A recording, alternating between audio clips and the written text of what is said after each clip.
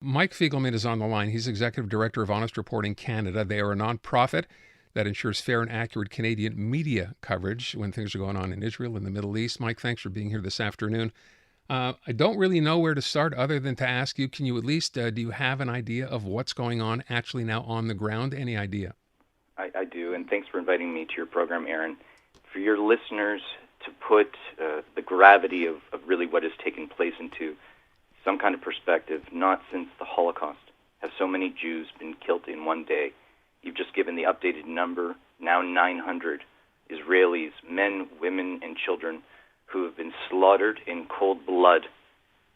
Terrorists went house to house, broke through the barrier, and shot at Israelis. They fired, I think it's an estimated 5,000 rockets at Israeli cities. This is an act of a barbaric terror organization whose only goal is the annihilation of the Jewish people and the Jewish state. This is unprecedented. It was an unprovoked attack by a sophisticated, a coordinated attack by a terror group that is a proxy of the Iranian regime, that is designated by the Canadian government as a terror organization. This is something that Israelis have never experienced. This is, not to be hyperbolic, but this is Israel's 9/11. Yeah, I've heard other people describe it as Israel's 9/11 and Pearl Harbor combined when you consider the size of the country and the number of people who have been killed and or kidnapped and held for hostage. Mike, I want to ask you, when I talked at the beginning of the show about what it was like sitting and watching over the weekend, I mean, at first it was unbelievable. Then, of course, it turns to shock and horror. And at some point, there's a numbness, I think, that takes you over, that you actually are watching something like this and it's actually happening. And you think, and I know this will be part of an investigation, there'll be many, I am sure, as to how this could have happened in the first place. A country with some of the most sophisticated intelligence in the world, with more, that border, as I said, is more surveilled, I think, than any other border in the world. And I know it's too early to determine, to ask maybe what happened, but have you heard anything? Are they discussing anything within the country that you've heard as to how this might have happened to begin with? Aaron, there certainly will be time after the conflict for Israelis to do tribunals and investigations to ascertain the security weaknesses and the lack of intelligence. There's no question that it's shown an incredible vulnerability in terms of the numbness. To your point, I'd use a word of trauma. I think for Israelis, for Jews in the diaspora, they are traumatized. If for any of your viewers who have seen any of the videos online of babies, Jewish babies, 2, 4, 6 years old, Israelis who've been herded into cages like animals, women who've been bound and raped, bodies desecrated, individual Israelis who have been summarily executed. These are scenes that no one should ever see. This is something that has gripped Israel from coast to coast, that has paralyzed Jewish communities throughout the world. And I think it has really shown the world the true face of what it's been dealing with for many a year. This is not new. And fundamentally, this isn't a war because in a war, armed parties operate by the laws of armed conflict, but this is by a terrorist organization who has no care for civilian life. They rejoice at the death of innocents. That's the adversary that Israel is facing. I read a quote earlier on, a tweet that had been posted by Mark Miller, the federal minister, commenting on in Montreal yesterday, and I'm sure from what I've heard, this happened in Toronto and Vancouver, possibly other Canadian cities as well, Palestinian rallies. I don't want to use the word justifying what happened, but out there for their own purposes, and I'm curious as to your reaction. Well, I think justified is an actual proper word. I'm seeing throughout media, throughout rallies that are taking place, whether in Toronto, Montreal, Edmonton, and elsewhere, anti-Israel organizations and individuals are justifying the brutal murder of innocents. It's not, whether it's claiming the status of Jerusalem, settlements, situation as it relates to the Al-Aqsa Mosque, there's never a justification for murdering individuals in cold blood by firing thousands of rockets at innocents.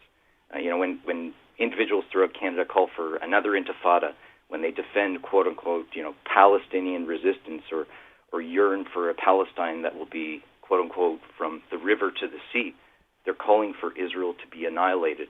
It's intolerable that throughout Canada there are people who are making such statements. Is alarming and disturbing. and they must be condemned universally. I want to ask you as well, and I know I understand you're not an expert in this, but people are already starting to wonder. This battle, by the way, is not over. People who thought it ended on Sunday, we understand even this morning, more rockets have been fired at other Israeli border towns. Plus, if I heard right as well, to Tel Aviv and Jerusalem as well. Can you confirm that? As someone with family and friends throughout the country, my WhatsApp is blowing up with different messages of people being put into bomb shelter. There are millions of Israelis in bomb shelters. It is on every coast, whether it's now receiving terror volleys of missiles from Lebanon. 2 Israelis were murdered in Egypt, Israeli tourists in Egypt of all places, a place where Israel has a peace deal. And there was a rocket fired very close to Ben Gurion Airport, paralyzing Israel's only major airport, no traffic going in and out. And it's still believed that there are still some terrorists who are still roaming the streets throughout Israel. This is not over. The conflict is most certainly not over. I would anticipate that this is something that is going to go on not just for days, weeks, but likely months. In terms of context, I think about how in 2006, when there was a war between Hezbollah, where they infiltrated and captured 2 Israeli soldiers, that was a 34-day war. There are believed to be over 100 Israelis, again, men, women, children, the elderly, Holocaust survivors, who were kidnapped and are being held hostage by Hamas and are still firing rockets and carrying out attacks. Israel has the absolute right and, nay, the responsibility to do whatever it takes to restore calm and to fundamentally eliminate the terrorist threat from Hamas. All right, I'm going to have to let you go in just a sec where we're coming up against news. There is also the discussion of this turning into more than just a conflict with Hamas. We know that Hezbollah has also lobbed rockets from their side of the border, the Lebanese side. What's the danger of this turning into a much bigger regional conflict? It's a tinderbox, and we don't know. The danger is very, very real, and the very potential that other terror organizations, mind you, Hezbollah, another proxy of the Iranian regime, just to tell you of Tehran's fingerprints behind what's transpiring, the potential for further escalation is incredible. Hezbollah has about 200,000 rockets that are pointed at Israel. As a show of support, the Americans have ferried in a very important military arsenal with an airship into the region as a show of deterrence. We don't know where this is going to head. What I would say for any of your listeners is to show your support for the state of Israel, for the Jewish people in the diaspora, and this you can still be a supporter of Palestinians while still condemning what Hamas has done. Simply put, they are not mutually exclusive. Mike, I want to thank you. Appreciate the time this afternoon.